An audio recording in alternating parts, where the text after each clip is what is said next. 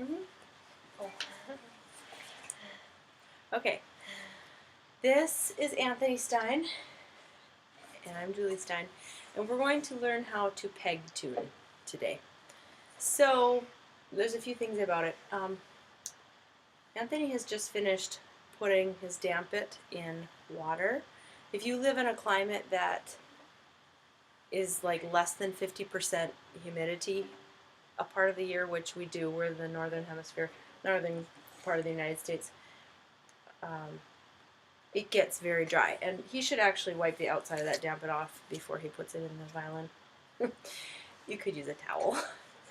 But keeping your instrument hydrated well actually really helps keep it in tune also. Because if it's really dry, the pegs will dry out and slip, or they'll pop loose more often. So if you're in a dry climate and it's popping loose and going out of tune a lot, that might be a helpful thing.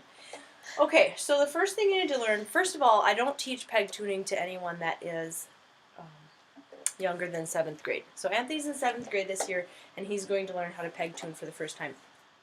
The first thing you should do is find an A. A440 is what we tune orchestra instruments to. And you can do that, sometimes you can get it off of your piano, or you can get an app off of your iPhone or iPod that is a tuning app. I have a little mini piano on my iPhone too that sometimes I push that A.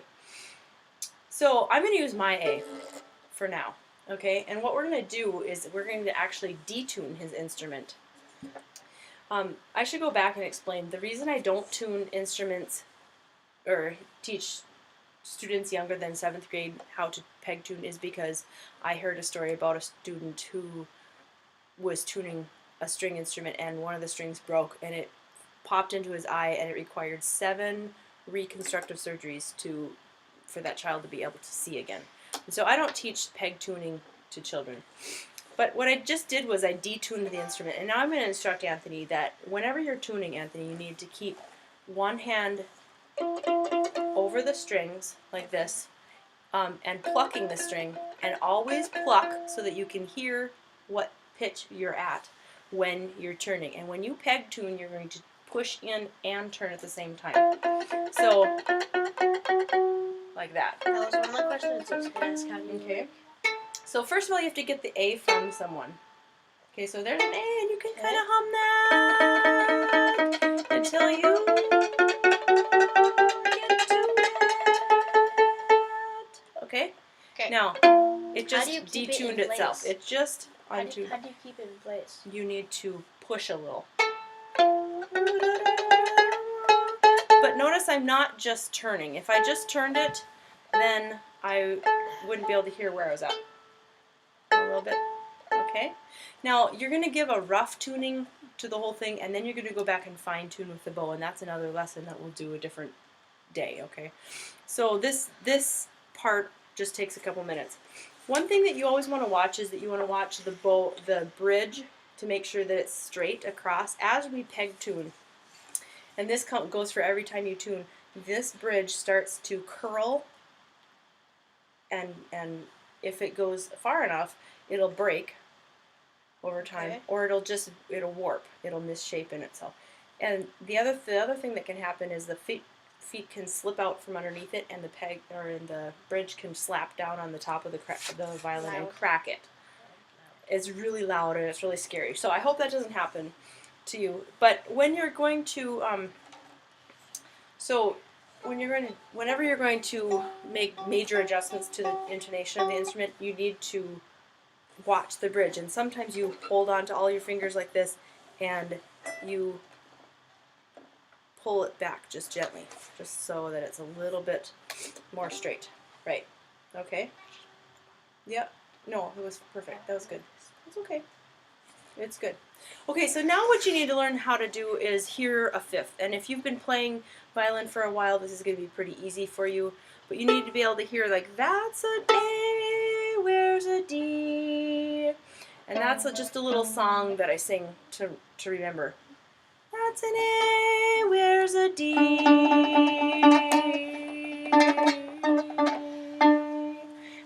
by ear because if you're playing a string instrument, it's important to be able to hear well, but also if you don't have a piano with you or another instrument, you need to kind of be able to find it on your own. Okay, so here's the pitch that you're looking for. The A? No, the D. So I'm gonna, and you keep plucking while you're doing it. And that went just a little bit beyond it, but that's okay. You have fine tuners on your violin. Okay, it's close. We're gonna go and get all of them close, and then we'll go back and fine tune. Okay, now your G. That's a D. Where's a G?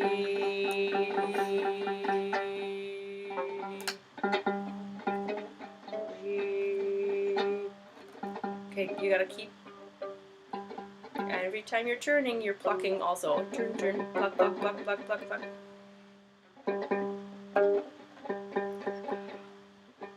Okay, you're a little bit beyond it.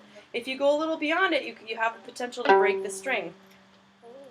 So you really don't want to over-tune the instrument. Okay, now your E. Your E is the easiest string to break by over-tuning. And so, hey, there's an E. Hey, there's an E. Keep going. A little bit higher, but keep plucking it while you're doing it. Pluck, pluck, pluck, pluck. I wasn't trying. Okay. I just don't want you to break it.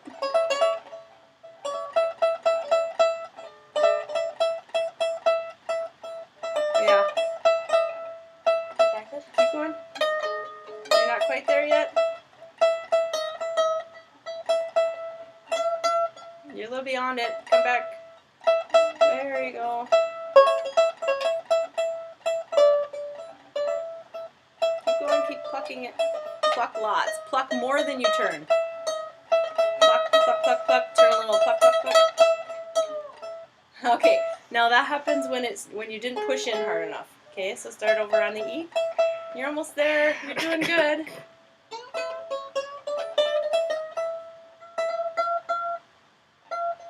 Push.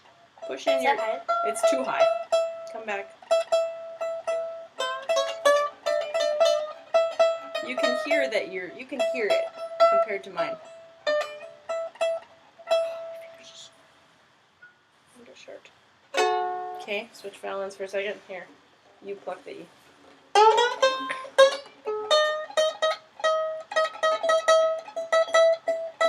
Okay.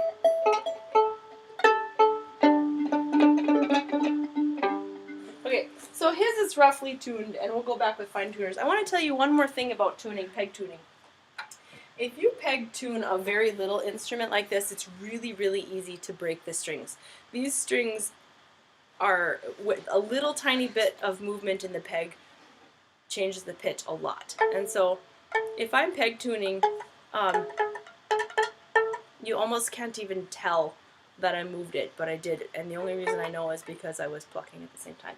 So the smaller the instrument, the easier it is to break the string. So I just wanted to kind of give a little warning of caution for that. So for adults out there, or for parents tuning their child's instrument, if you have a very little instrument and a very little child, be really super extra cautious about tuning and make sure you're plucking a lot for every little bit that you turn.